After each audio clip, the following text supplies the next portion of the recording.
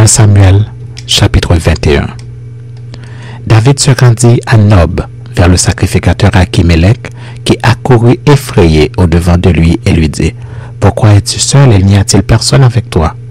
David répondit au sacrificateur Achimélec, « Le roi m'a donné un ordre et m'a dit, que personne ne sache rien de l'affaire pour laquelle je t'envoie, et de l'ordre que je t'ai donné. J'ai fixé un rendez-vous à mes gens.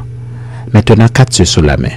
Donne-moi 5 pains, ou ce qui s'y trouvera. » Le sacrificateur répondit à David, « Je n'ai pas de pain ordinaire sous la main, mais il y a du pain consacré, si du moins tes gens se sont abstenus de femmes. » David répondit au sacrificateur, « Nous nous sommes abstenus de femmes depuis 3 jours que je suis parti, et tous mes gens sont purs.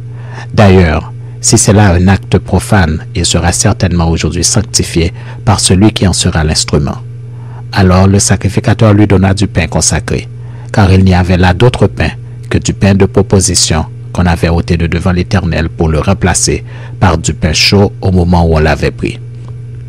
Là, ce même jour, un homme d'entre les serviteurs de Saül se trouvait enfermé devant l'Éternel. C'était un Édomite nommé Doeg, chef des bergers de Saül. David dit à Achimélec, « N'as-tu pas sous la main une lance ou une épée? Car je n'ai pris avec moi ni mon épée ni mes armes, parce que l'ordre du roi était pressant. » Le sacrificateur répondit, « Voici l'épée de Goliath, le Philistin que tu as tué dans la vallée des Térémètes.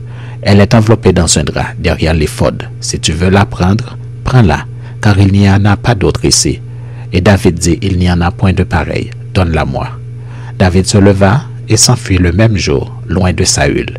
Il arriva chez Achish, roi de Gath. Les serviteurs d'Achish lui dirent, « N'est-ce pas là David, roi du pays?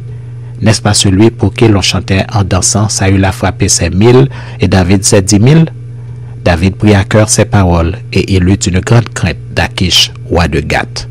Il se montra comme fou à leurs yeux et fit devant eux des extravagances. Il faisait des marques sur les battants des portes et il laissait couler sa salive sur sa barbe.